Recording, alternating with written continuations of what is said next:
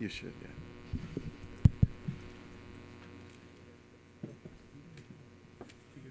You're gonna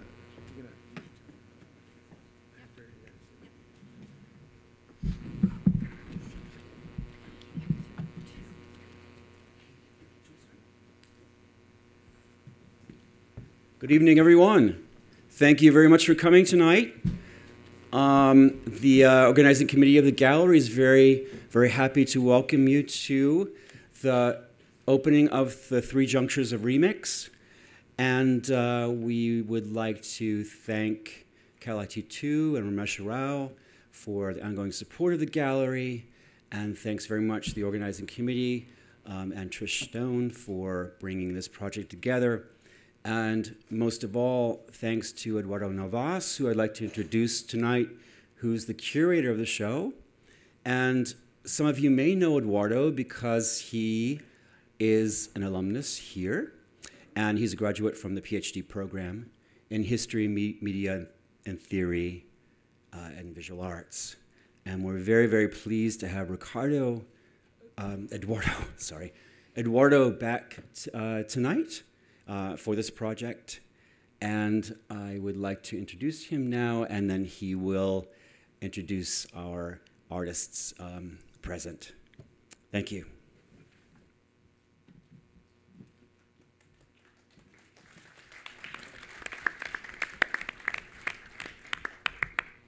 Hello, everyone. Thank you so much for coming to this panel discussion, followed up by a reception. I'm very excited to be here. I want to thank everyone, Jordan and the committee, the gallery committee, Hector Bracho and his crew. They did an amazing job. Trish, of course, who has been very diligent in the whole process of making this happen. You know, when you go into a space and when you go into a space and you see, you know, everything ready to be displayed, sometimes you miss those things, but there's a lot of work behind that people here at Kalite have really worked on. So thanks to everybody. I want to thank the artists for having accepted the invitation to be part of this exhibition. When the conception of the show came about, there were the top choices, you know, to approach for me. So I was very happy that it worked out, that everybody that I thought would fit best the concept of the exhibition was able to participate. So I want to thank them for that. And I just want to talk a little bit about the concept itself, three junctures. Basically, as you know, a juncture is a meeting point of sorts of at least two things. So when I thought of this concept was more or less of three elements that where various things collided to create a moment of production. So the first one would be an analog moment, the pre-digital, or if you want to think of it that way, would be a moment where we're still dealing with things like vinyl records or tape and so forth. And the concept of remix was developing at that time. And as we moved from there, we entered this very well-known to all of you moment of digital production, which deals with computing itself becoming ubiquitous in our culture. And, you know, we went through that process of assimilation of such technology, and now we're living in a situation where we understand that we're going to keep assimilating new technology that's developed around computing, but we sort of take it as a given. So I've named this last stage as post-digital, which, you know, it just means that we are aware of the process of we're doing with computers, and it's more or less a natural thing for many of you who were born into this reality. So as I developed these concepts, which I think are important to understand how we recycle material and how that affects the aesthetics of production, whether it's in art itself or in any other aspect of cultural production, I started to think of which artists used these concepts in some way that there was you could read into it and see maybe one more pronounced than the other, and that's how I came to think of you know, certain artists that I could approach. And again, the four artists here I thought did a good job at helping us. The work will help us, I think, reflect on this sort of ways of producing work within the concept of remix and within the concept of computing before, during, and a naturalized aspect of computing itself. So with that in mind, I would like to just introduce the artists and let them explain to you how they themselves see their work functioning.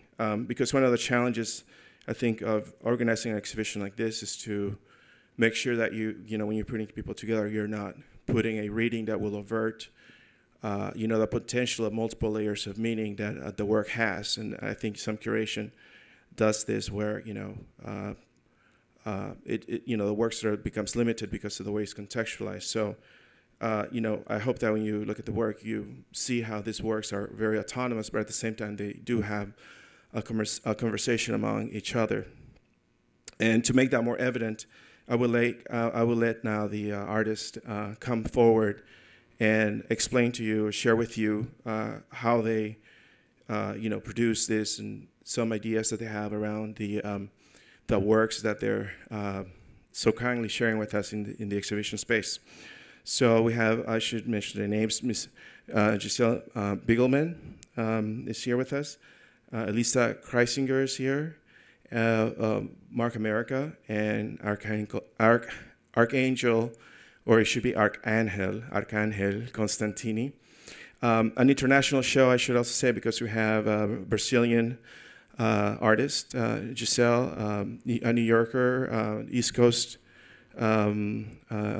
artist, who's Elisa, and then Mark Amerika, who's I think pretty much like a citizen of the world at this point. Every time I interacted with him, he's somewhere else in the world. So he lives in many places. So, and Arcángel's actually also very international, but he's certainly based in Mexico City. So, it's really great to have them all here. We're going to start first with Giselle, and then I'll just let them take over. I won't come back here until the end of the presentation. So Giselle will be up now.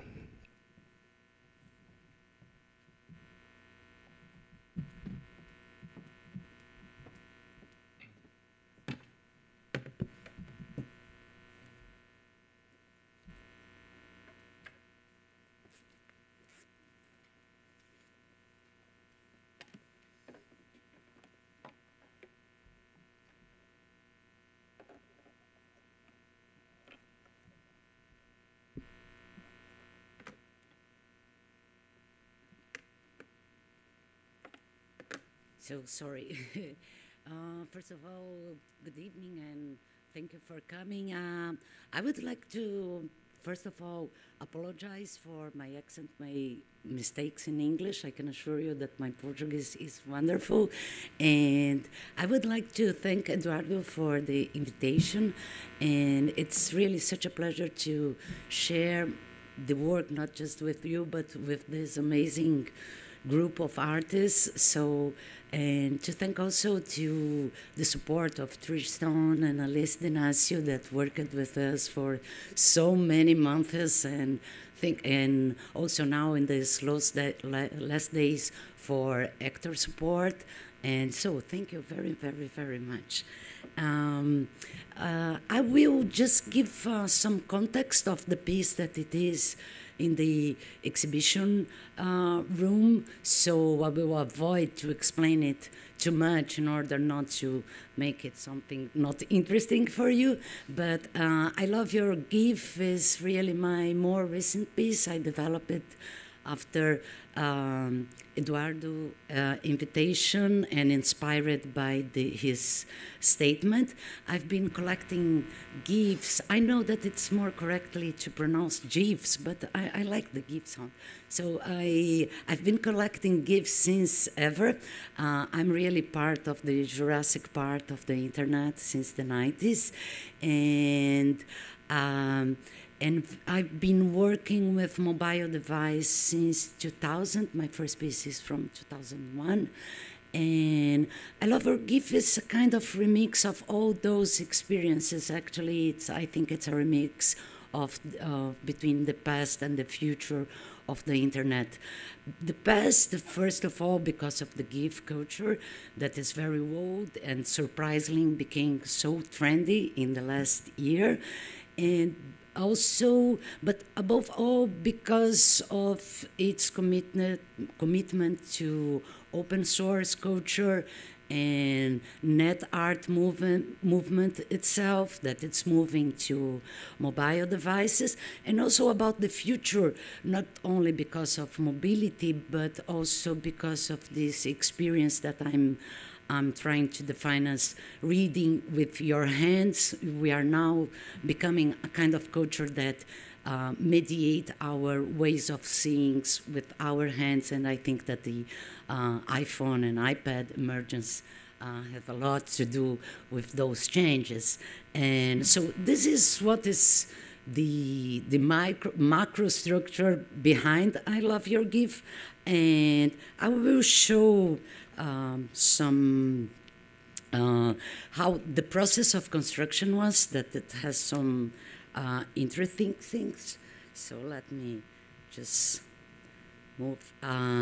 So as I told you, I've been collecting GIFs since ever, and this work is all made of very, very small GIFs that I have in my private collection, and actually it's public collection, but that I collected from other artists' websites, and from one point on, from also sites devoted to optical studies. They are all black and white and very, very small. And it is with this kind of materials, like this one, the other that I showed, or things like that, that are the largest ones, that I resize them, layer them, and change all the way they are composed, and the result is something like that. I will show a short video that was captured directly from my iPad screen, that it's what we will see. And since they are all layered and resized, you can experience them by zooming it out and in and getting different movements and different performances, different visuals. Every person that gets download or install their app, the app is free, is a web application, so you don't need to go to the Apple Store. It's just to download from the website. The URL is available in the exhibition room, but by the way, is thisvirtual.com/ILVYR-GIF, I Love Your GIF. And so this was the result that I came on, and this is really a quick show of what you can do with all those screens. And of course, when you manipulate the app, it will become something completely different. And I hope that you'll really enjoy at the exhibition room or in your own devices. This is something that for me it's very important. In the old days, net art was all about that you would be in some ways outside the gallery, outside the exhibition room, outside the museum, and because of many reasons, and maybe above all because of this, the power of the art market, it became something, it was a hype and became a kind of lost trend in the art system itself. And now, with the explosion of the mobile culture, I think that we are facing a new opportunity. So it will be a kind of net art after net art with new problems. For instance, I think for the first generation, the most difficult thing was how to deal with the browsers wars. And now today we are facing a situation where we are working for the device. For instance, I couldn't make everything that I did, that it's working very well on the web, on the iPhone, on the iPad for Android, for instance. So it demands a totally different programming strategy, even if it is all HTML. And so there are many other new problems, new solutions, new challenges, and new problems that we are facing. I would like just to contextualize a little bit this kind of reduction, showing two past works that in some ways the dialogue with this piece, that is my, where is that? Okay. Sorry. My first piece for cell phones, that is from 2001, that is, it was also based in optical, we're back, in optical systems.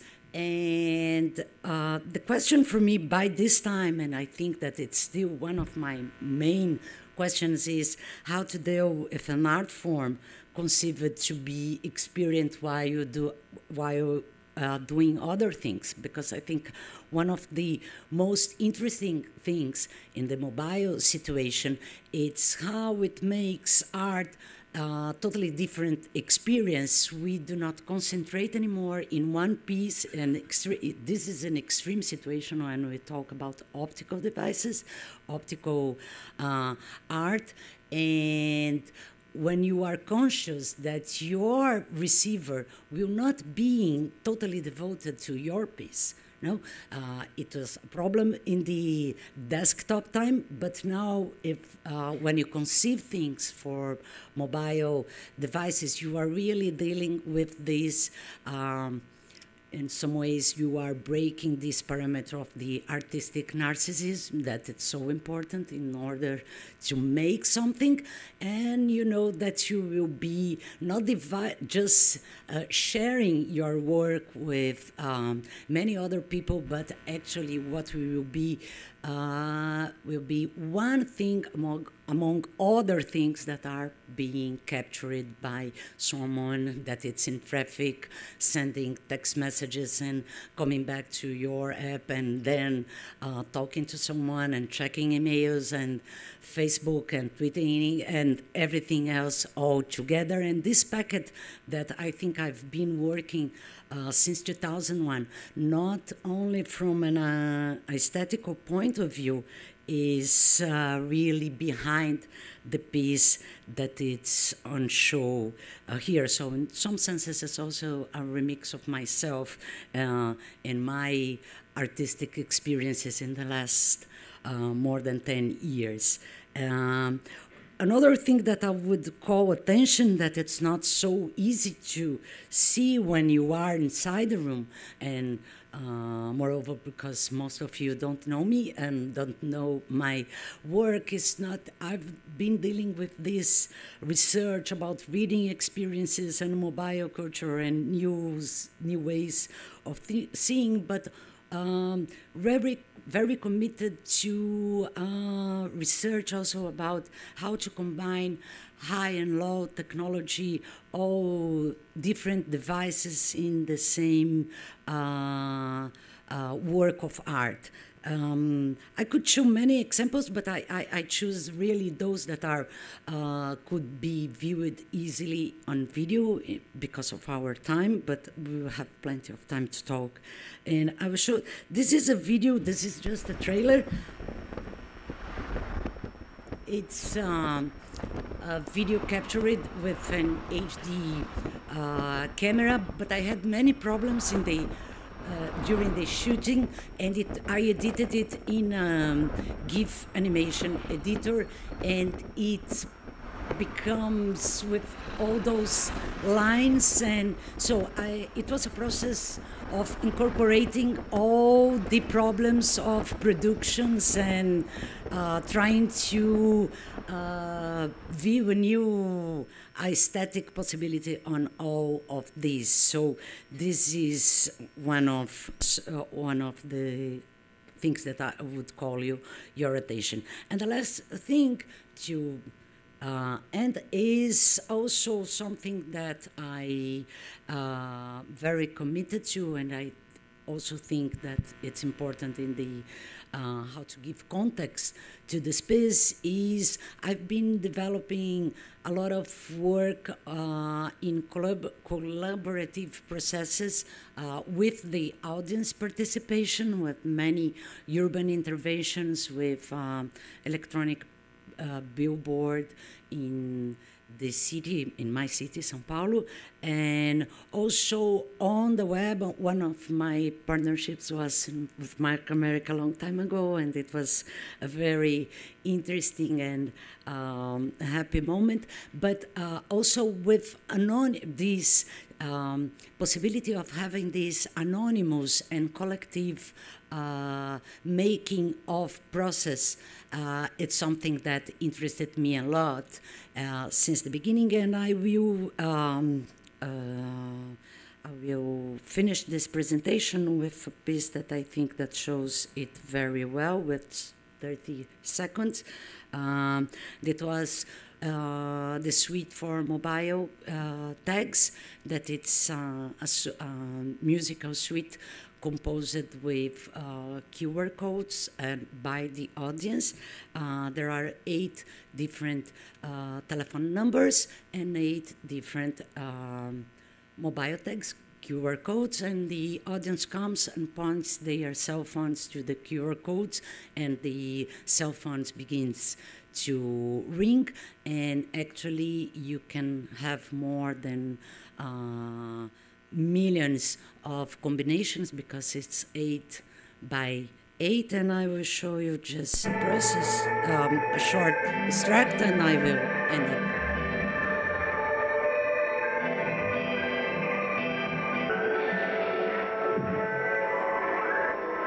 So what you are listening, it's what's being performed in the exhibition room. Maurício Fleury is a musician, so he composed 8 ringtones that can be combined, and so this is what happens, and it's very close in its aesthetics and the ways of combining high and low technologies and collective actions. I think that it's, and the mobile culture above all, that it's from what it's shown here. I think that I could give an idea of, and thank you very much for your attention. Thank you, Giselle. And now Elisa will give the next.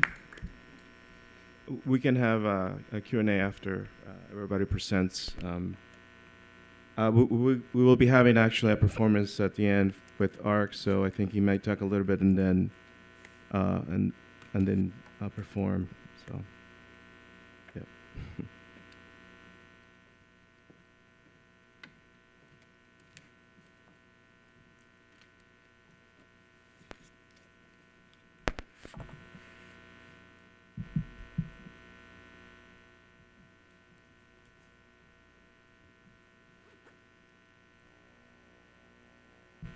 Okay, great. Hi.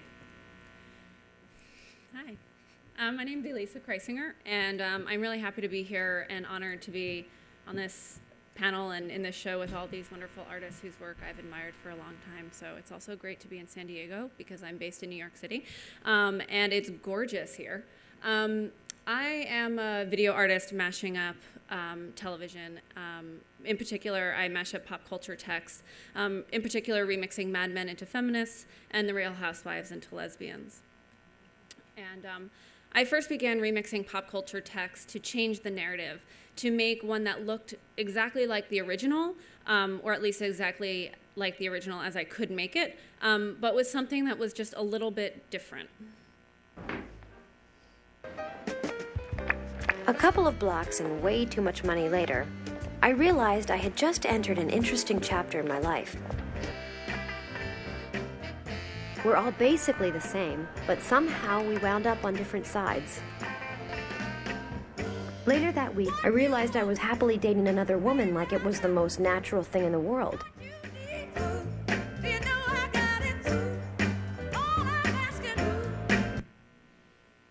So one thing that drew me to remixing was that I could physically change the media so that I was no longer a victim of the media, but I was an active creator, an active participant in it. And I did this mostly because I had a ton of critical theory, and maybe you can relate. I had a ton of critical theory that I'd paid a lot of money to learn, and I needed a way to put it into practice. And so by deconstructing normative storylines, I was able to talk back to popular culture and make better stories about women that didn't revolve around men or babies. And most importantly, to me anyway, I was able to use the remix technique for a new purpose, and that was to redefine the way that these normative narratives, to redefine those normative narratives on my own terms. And for me, the best part of the remix was that it encourages audiences to redefine the narratives on their own terms, to remix the remix, either my remix or the source material, to make your own story, your own narrative on your own terms. And why should we do this? Well, one reason is because the more hours of TV a girl watches, the fewer options she thinks she has in life. The more hours of TV a boy watches, the more sexist his views become. If female characters are added to media programming at the current rate, gender balance won't occur for 700 years. So all of us must tell our own stories, men, women, if you identify as queer, critical thinking, feminist, whatever. We all should be telling our own stories. No one will do it for us, and nor do we want them to. That's kind of how we got into this position in the first place. Our power comes from being creators, either as artists, as gift makers, bloggers, whatever. Our power comes from creating stuff, from talking back, from blurring that line between passive media victim and active media maker. And for me, and for women and girls especially, I think remix has become a viable way for us to talk back to popular culture, to take back our identities from corporate commodification, and of course, for me in particular, to make better stories about women that don't revolve around men. This is one of my favorite New Yorker cartoons. I don't know if you can see it here at the bottom. I was told to talk into the mic and not move from that podium, but can you see this down here from where you are? Okay. So this is one of my most favorite New Yorker cartoons. Not another movie about straight people in love. I'm sick of extrapolating. So I too was sick of extrapolating because popular culture is such a reflection of our own societal norms that when we don't see ourselves and our communities represented, it begins to disintegrate our sense of identity within that community. Another favorite New Yorker cartoon. I actually saw 10 gay characters on television this week, which almost balanced out the 2,174 straight characters I saw. So regarding the last clip, regarding Sex and the City, I in no way think that somehow Carrie Bradshaw and co were essentially queer. And I in no way want to make it seem like women can't have close relationships with each other for fear of being labeled, or even worse, remixed into being gay. But for me, this brings up a really interesting dynamic in the remix process, because when you're culturally poor for representation, whether that be queer, feminist, or just any sort of representation that is, not white, and perhaps middle-aged male, you have to use the things that you have access to. For me, that was popular culture. And I really focused on remixing things, whether it be for subtext, my own entertainment, or for critique of that pop culture material. My hope was that I could turn the anger and the resentment that I felt about the low-calorie liberation found, in particular in Sex and the City, into something practical. For me, it was really a way for me to make a product that my media literacy and critical theory addressed in just theory only. Because all we can really do is talk back. To my next slide. There we go. So last year, I started Sex and the City in 2010. In 2012, I followed that up with remixing Mad Men into a three-part series, actually, which both of which are conveniently located in the gallery right next door. The Mad Men series, the first remix queered Don and Roger, which are the two patriarchs of the show.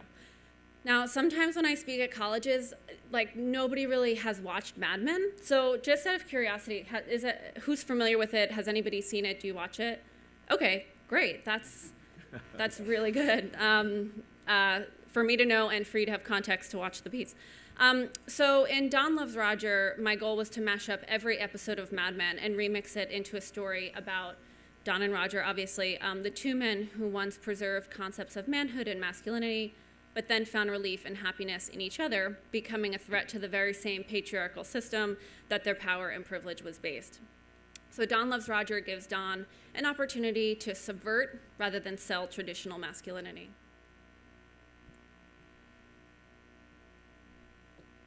Bear with me here.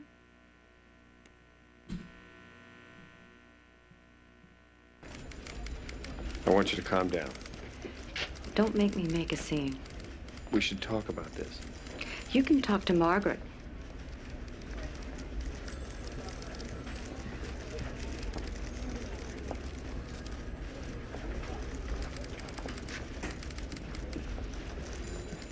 How about that? You certainly had me fooled. I knew queers existed. I just don't want to work with them. What? He's the first homo you ever met in advertising?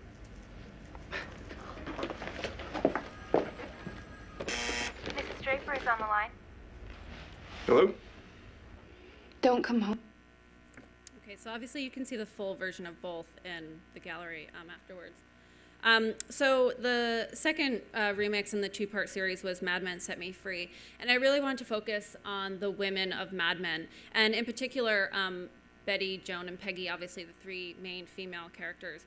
So I re-edited them and actually every female character in Mad Men who was sort of recognizable. I took every female character out of context, or out of their original context, and formed a female-framed version of Mad Men that re-articulated their more feminist frustrations amidst rigid gender roles with the help of the 1966 Motown hit Keep Me Hanging On.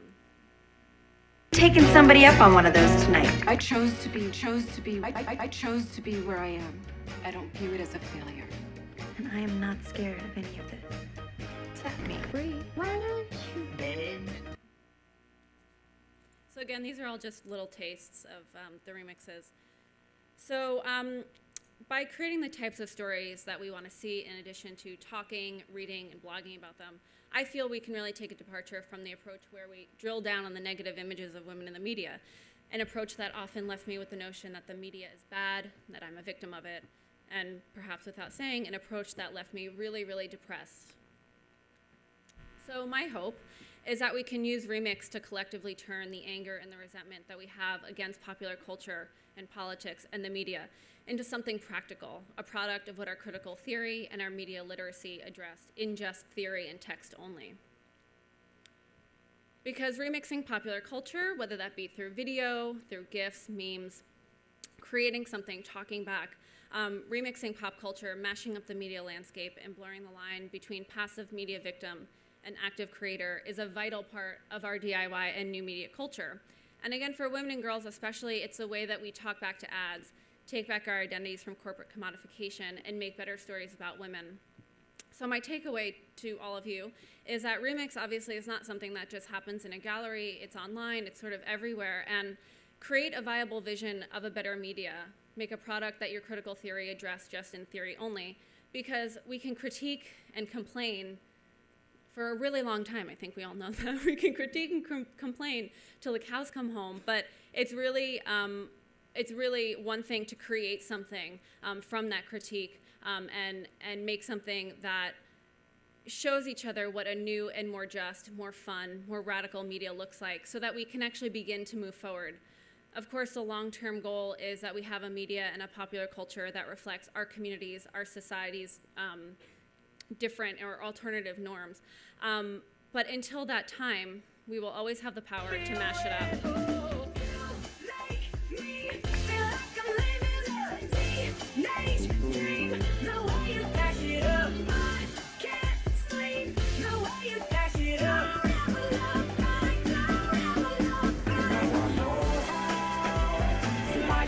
mash up, now lie. There's no other who do it like I do it. Mash it up, perfectly together, now lie. The club can't even handle my mash up, now lie. Bring your body here, let me switch up your atmosphere. Although that's pain in my chest, I feel the sugar best. Fire, blazing, mash up. So please go mash it up. I hope you enjoyed this remix show. That's it for me. My name's Elisa Kreisinger. I'm at popculturepirate.com and obviously on Twitter. I hope we keep in touch. And with that, our next remix artist. Thank you so much, Elisa. Now we have Mark Amerika. I playfully said he's a citizen of the world. He's based in Boulder, Colorado. So just to...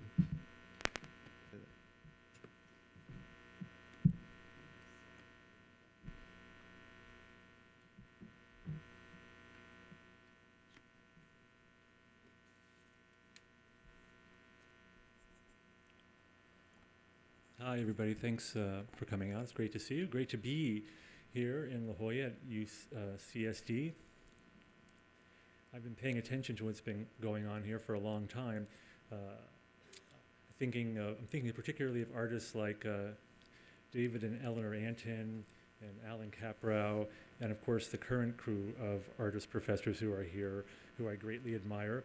I'd like to start off, of course, by thanking Eduardo for curating this event.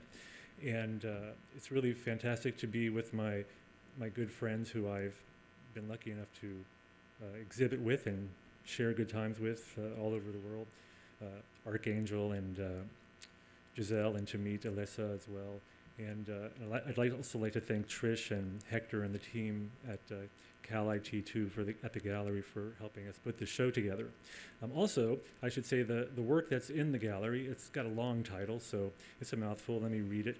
Micro-cinematic, Trish is smiling right now. Micro-cinematic essays on the life and work of Marcel Duchamp, doing business as Conceptual Parts, Inc.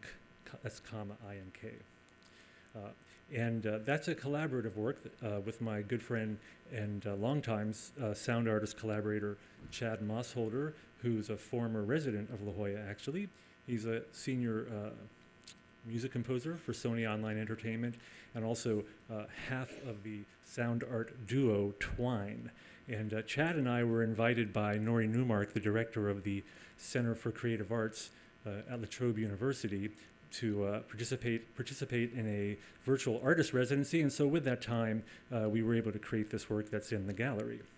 So I've been working with Remix for a long time. In fact, in my book, Remix the Book, I kind of suggest, I guess, that we're all born remix artists, and that it's just over time that perhaps the corporate culture kills the instinct to really be creative and to make life out of the source material everywhere.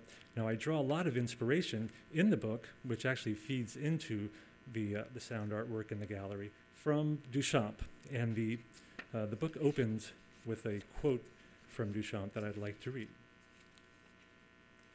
And this is from his 1957 lecture in Houston. He actually gave a lecture, and it's available, I believe, at ubu.com and a few other places on the web, called The Creative Act. And this particular sample goes like this. If we give the attributes of a medium to the artist, we must then deny him the state of consciousness on the aesthetic plane about what he is doing or why he is doing it. All his decisions in the artistic execution of the work rest with pure intuition and cannot be translated into a self-analysis, spoken or written, or even thought out. Now, I read that in a very specific way because you'll hear that in the piece. You'll hear both Duchamp reading it and also my voice doing a cover version of it. But in the book, I also then remix that quote for the second opening to the book, and it goes like this. If we are all artist mediums, we must then accept the fact that we are all in perpetual post-production, and that our aesthetic fitness relies on our ability to trigger novelty out of our unconscious creative potential. All of the decisions we make while performing our ongoing work of post-production art rest with pure intuition and are envisioned as part of the creative act. And then that particular quote is attributed to Professor VJ's big blog mashup. And in fact, the book is a very elaborate remix of my Professor VJ blog. So I'll just give you a taste of the writing in the book and then show you another remix work that I made with some colleagues in Colorado. Remix this, remix that. We've heard it all before. It doesn't take long for buzzwords to lose their usefulness as reference points, especially when challenged by an activist new media intelligentsia. What happens when the new media artists become a kind of mashup filter, sampling data from a variety of sources who then consciously, with intention, manipulate this data with their own signature style effects and the experiential residue of a life lived on planet Oblivion? When it comes to translating your own experience as part of a larger relational aesthetic, is there an implicit politics involved in the act of remixing? Who controls the experiential opacity, the crunchy altertones, the asynchronous assemblages, not to mention all of the hyperactive body images that tremble at the touch of a keyboard? A proposition. Mixed reality is, always already, remixed reality, some assemblage required. That is to say, remixology integrates selectively manipulated data into ongoing patterns of aesthetic intensity that the artist's medium experiences as the novel production of togetherness. And this term, the novel production of togetherness, is sampled from Alfred North Whitehead's early book in the, I think it was the 20s, 1929, called Process and Reality. And in the opening chapter to the book, the Alfred North Whitehead, source material everywhere, the Alfred North Whitehead remix, I actually remix Whitehead with David Antin.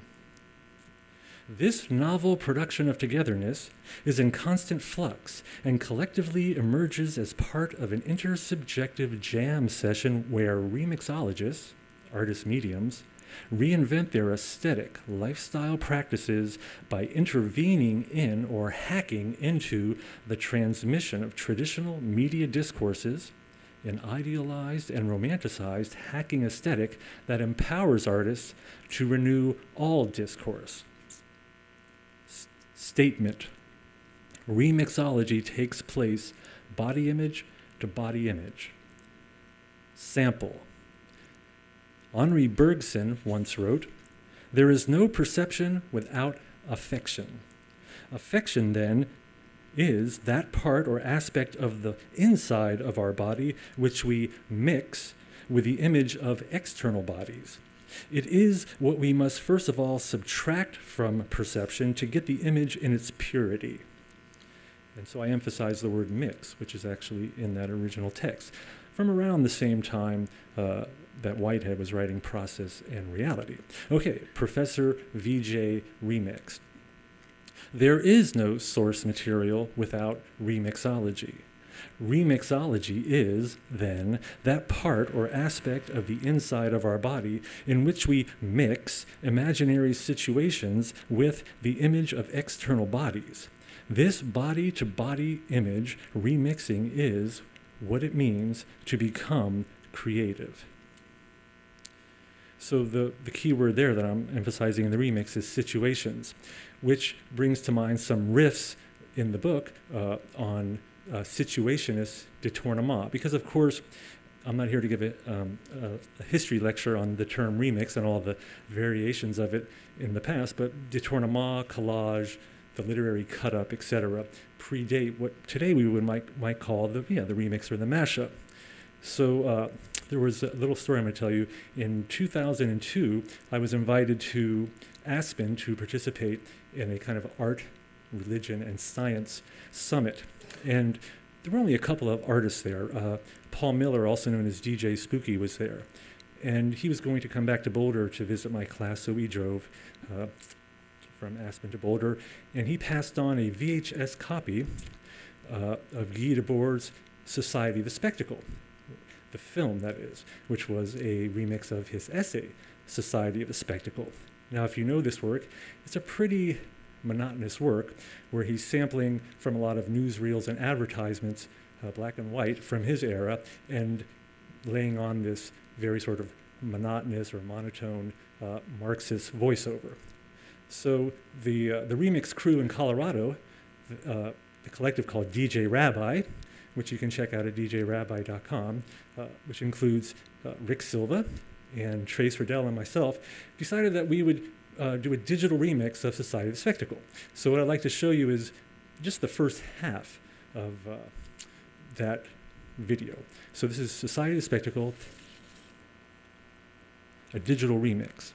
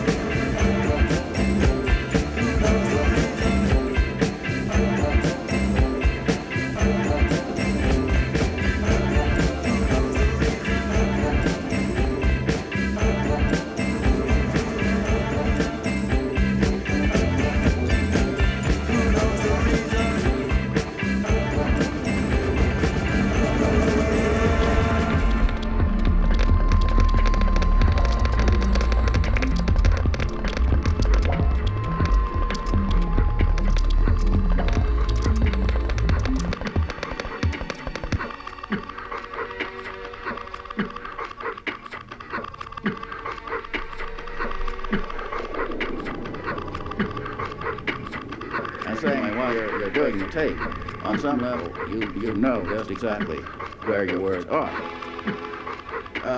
So I'm saying while you're doing the tape, on some level, you know just exactly where your words are.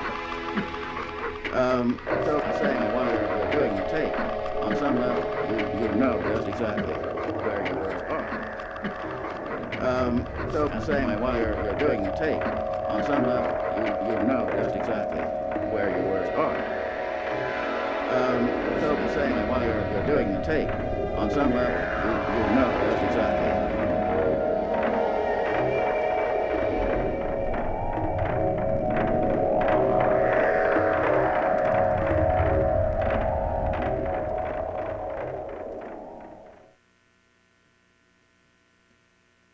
So you could find out more about that project and how it was made. Actually, it was very experimental as a procedural composition that also where the three artists worked with the idea of indeterminacy as well.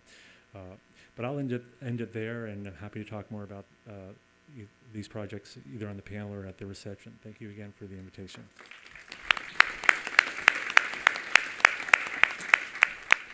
Thank you so much, Mark. And Arcángel will have a different setup in that he'll maybe if you could say a few words about your aesthetic approach to hacking hardware. Yeah, sure.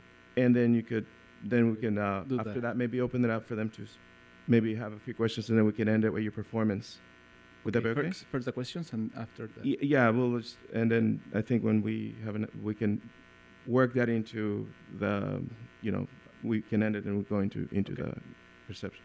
I'm very excited to be here in California and Khalid too, in the gallery.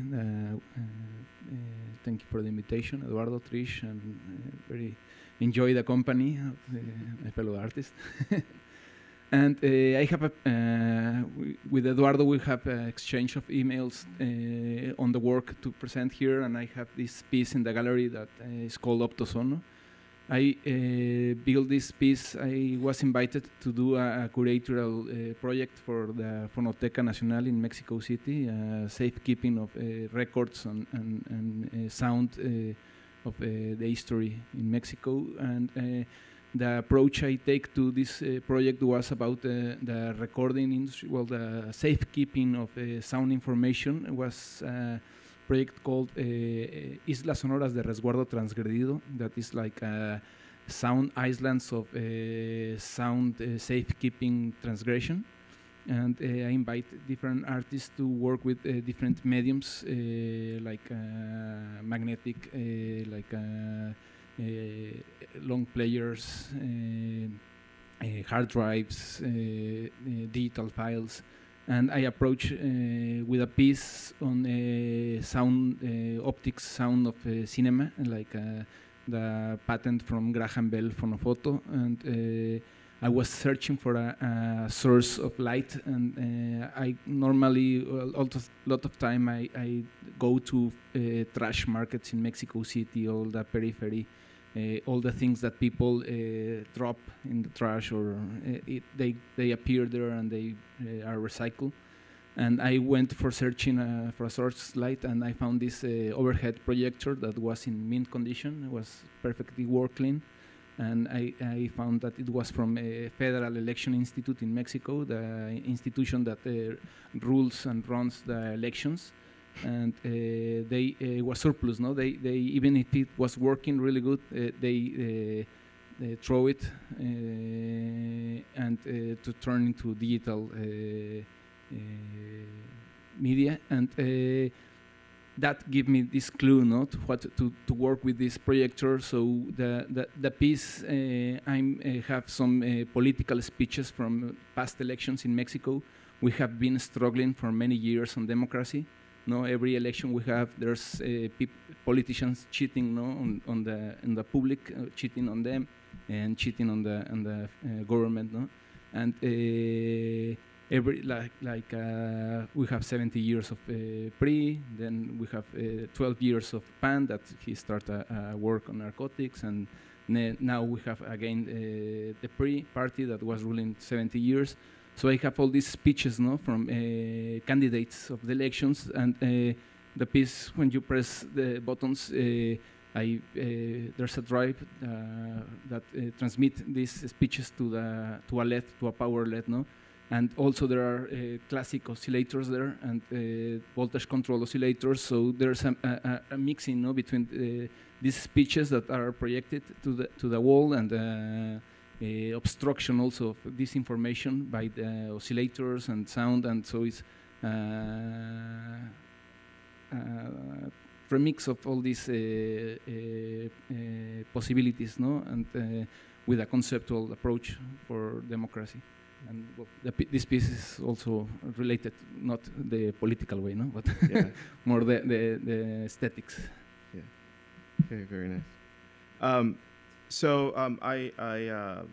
We would like to give Arcángel some time to perform, so I'm not going to necessarily go through the process of me asking them questions, which would be like the next step. I think that the work, when you see everyone speak, you can see how they sort of explore different aspects of remixing or the concept of recycling materials. So you can understand why they were approached for the exhibition, because there's so many ways you can recycle things, and I think during a time of digital media or when computing is so pervasive, there might be a tendency to think that remix is always linked to that. But I think the project is historically conscious, like going back even to the early days of the internet with Giselle's, and the aspect of literary remixing itself becoming part of the visual, as you've seen with Mark's piece he showed, although the one that he has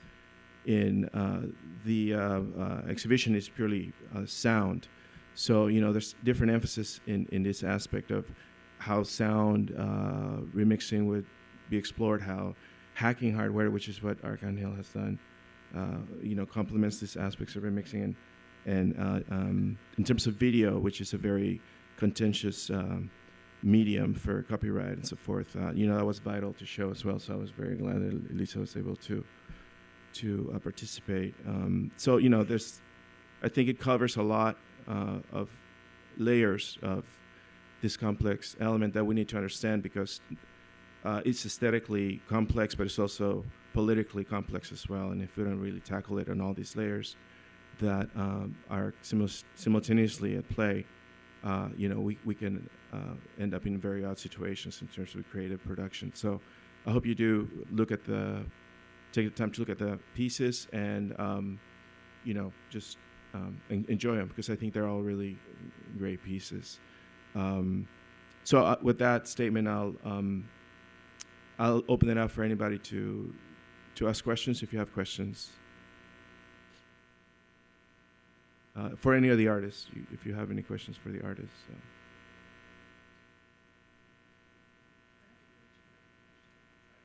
Okay. Yeah.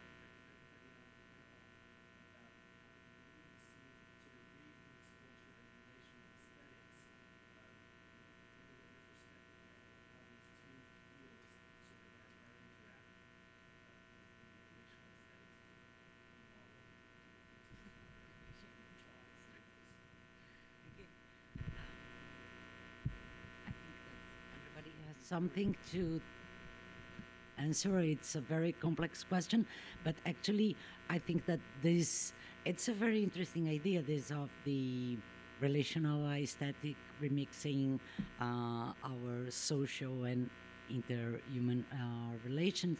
I think that those both aesthetics combine, remixing aesthetics and the relational aesthetics. When you think about, call it new models of authorship that include this possibility of having a collaborative process, totally it's anonymous and anarchic, and it's no hierarchical as you produce when you are online and in situations mediated by networks. And so I think that it's in this moment that we can say, wow, postmodernism is really over, and our understanding of what is remix culture today, I think, and I think it's generic in this group of artists, is something that it's only, it is authenticated and validated by the collective, anonymous, and anarchic, in some ways, experience and co-creation process. Yeah, that's a really good question. I think that there's a specific remix aesthetic, and there's a very DIY, use what you have access to 90s kind of look, cut and paste look to what I think of anyway as sort of the remix aesthetic. But for me, in making a remix, it was really important that it didn't look that way, that it mirrored the normative, this looks like Sex and the City, this looks like Mad Men, because for me, pop culture was just a spoonful of sugar that made the socio-political critique go down. So it had to look like popular culture for that to be swallowed and ingested. And so for me, it was really important that it looked that way. However, in the gallery, you'll notice that things are pixelated, and it looks like, you know, internet video. And there's a reason for that. You know, it's supposed to look like remix. And that to me was really important, that it wasn't glossy, HD, beautiful, like, you know, you pop in a DVD and we'll watch Mad Men. It was important to me that it looked a little messed up and looked a little bit deconstructed, because it was. And especially when you watch things on the internet or in a, I mean, I think a gallery white box is a different setting, but when you are watching something and you don't know if you're supposed to be taking it out of context, the way it looks for me is that first signpost that it's deconstructed. So it's a little pixelated, you know, it doesn't quite look perfect. And that to me, for watching remixes, is sort of the first signpost, like, hey, we're taking things out of context, we're deconstructing things. So don't adhere too much to your original understanding of the source material, because we're going all over the place with it. You know, we're not going to adhere to that. So, yeah, that's my answer. Sure. Well, just very briefly, the words that come to mind are sharing and ritual, and maybe the gift economy as well. So that clearly, like I mean, I think of what's his name, Tiravijana. Is that it? How do you say his name? How do you say his name? Is that right?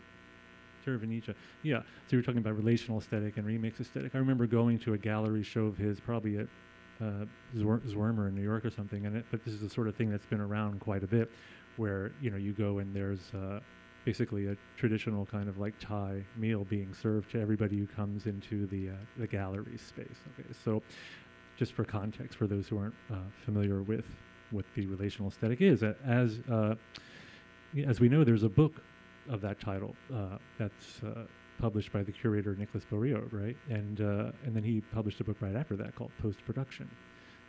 That deals with remix culture in a more direct way. But what's interesting to me about that particular strain of connection is how the artists affiliated with relational aesthetics basically got remixed into a theory of post-production and were further integrated into what we might think of as the commercial gallery museum culture system. I think what Elisa is talking about and Giselle is something a little bit different. So when I say the gift economy and ritual and sharing, I'm talking about something that takes place in social media networking environments that, where remix really thrives as a daily practice. So it's something that you just do.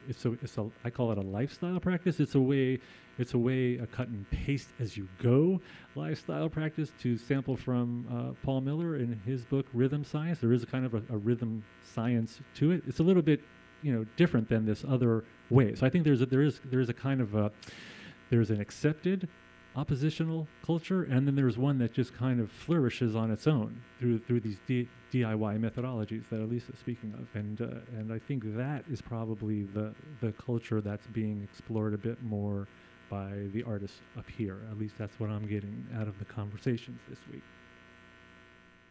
Well, in the piece I work like a political speech, no matter in which language or which country it's done. You refer it as a political speech, no? The cadence and the rhythm of the people talking. So there's a aesthetic there that is common to all of us, and I'm not very into remixing that, but I have to do it. So that's it. Go ahead. So this, I was listening to you both answering, and I think that we can make a short statement that it's really the result of this conversation. I think that the real change in what you embedded in your question is that we are moving from a culture of the do-it-yourself to the do-it-yourself with the others, and this is, I think, where both theories or both approaches can be combined. If I may just add very quickly, it's more or less reiterating what has already been said, Mark, and everyone has said it, but just from my standpoint, I've cited Bourriaud and his theory of relational aesthetics in my own writing, but the difference is definitely what Mark pointed out, which is it was developed for the white cube, and I think that when you remix, most people who remix could care less about whether it's art or not, and I think that's the power of its popularity. So I think people in the art world will be able to merge them, successfully, but I think for relational aesthetics to be much more successful, it would have to be willing to open itself up, but the infrastructure under which it was already developed will limit it, because it was a way to recodify the artist to become relevant in terms of discourse. That would sort of remix conceptualism itself, right? Tervinigio is a good example of that, I think, as Mark pointed out. And what I'm saying here has nothing to do with my own view on this. This is just like I'm laying out the landscape. You guys can go test it. I think it's a very useful model in itself, but one has to understand the limits of what's out there, and I think that's,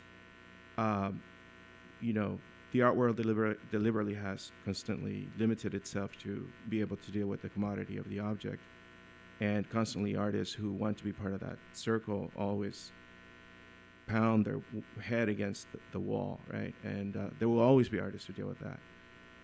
That aspect of our practice, which I think is vital to the practice as a whole.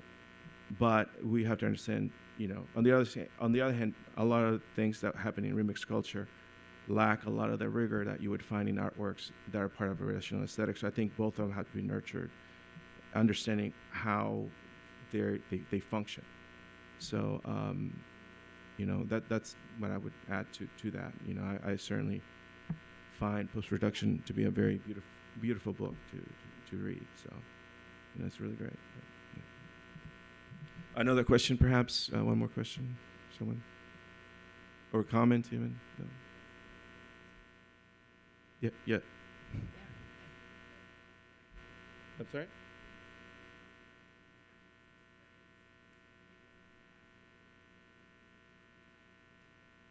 So just for everyone to know, Kathleen is asking about copyright holding, if anybody here has run into any conflicts or interesting encounters with the legal system.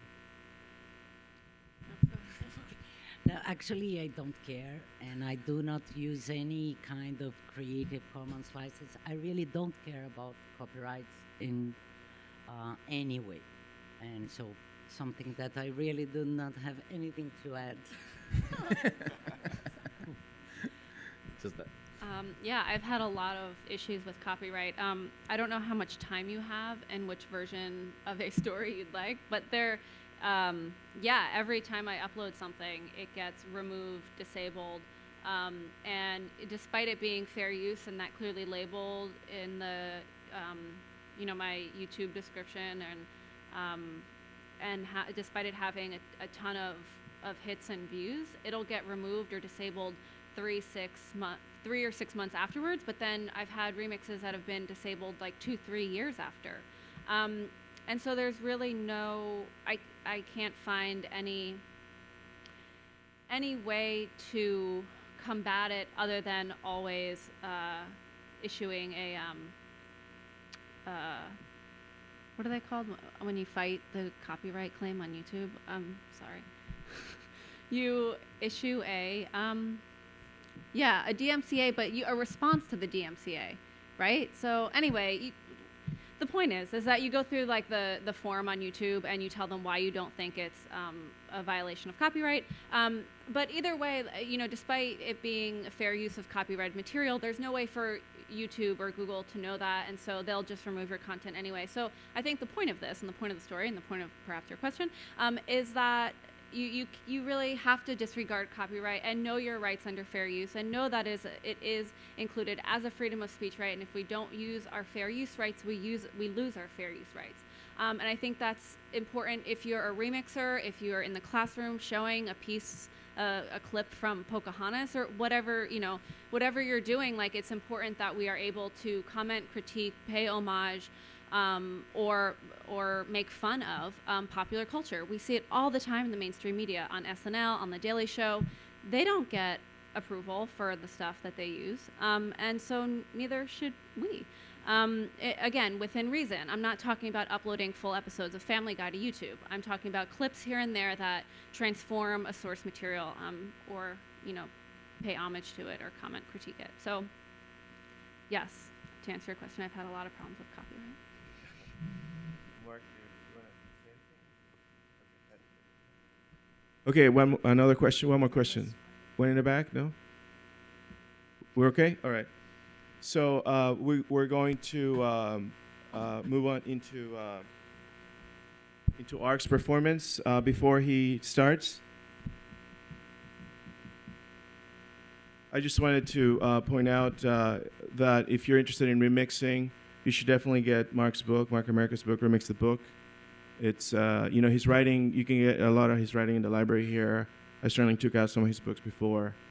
I like the emails, you included in some of them, the early books. And but definitely you should get his book. And I also have a book out. I'll do a little shameless promotion. So you can also look into this. You should be able to, if you want the longer version, you get my dissertation, which has like an extra chapter and like 400 more text or pages in it or whatever. But it got edited down to like 100. It's about 300 something, but it got edited down to about 190. That's what happens, But if you want to look more into this, obviously you probably know there's a lot out there. So Mark is a real innovator. So I'm really glad he read from his book, and I really do encourage you to get it. And with that said, I will leave it to Ark. Ark, you want to explain briefly what you're gonna do? You're gonna play for a few. About 10 minutes, 15 minutes, 10, and I'll stop him if you want to wait for him to perform. It's a beautiful thing he has there. It's like this object you can fetishize, but it's very contradictory feelings you get about these objects he makes. So, do you want to explain what's going to happen? Afterwards, you want to do it? All right. So. We'll leave it to Ark now. He's going to do his thing. We'll just get out of the way for him. So.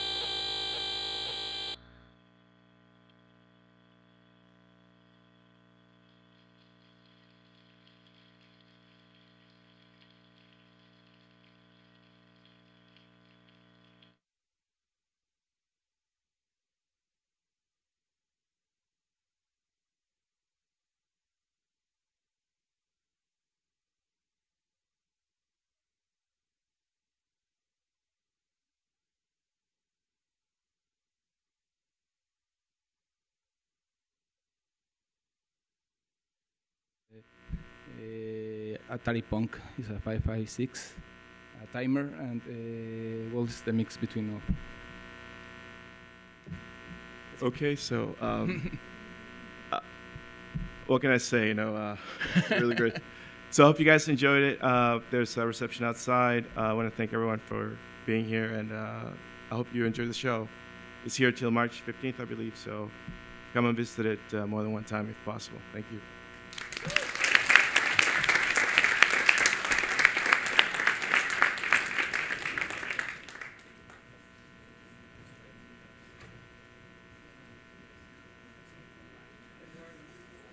Congratulations on your book, man. Thanks.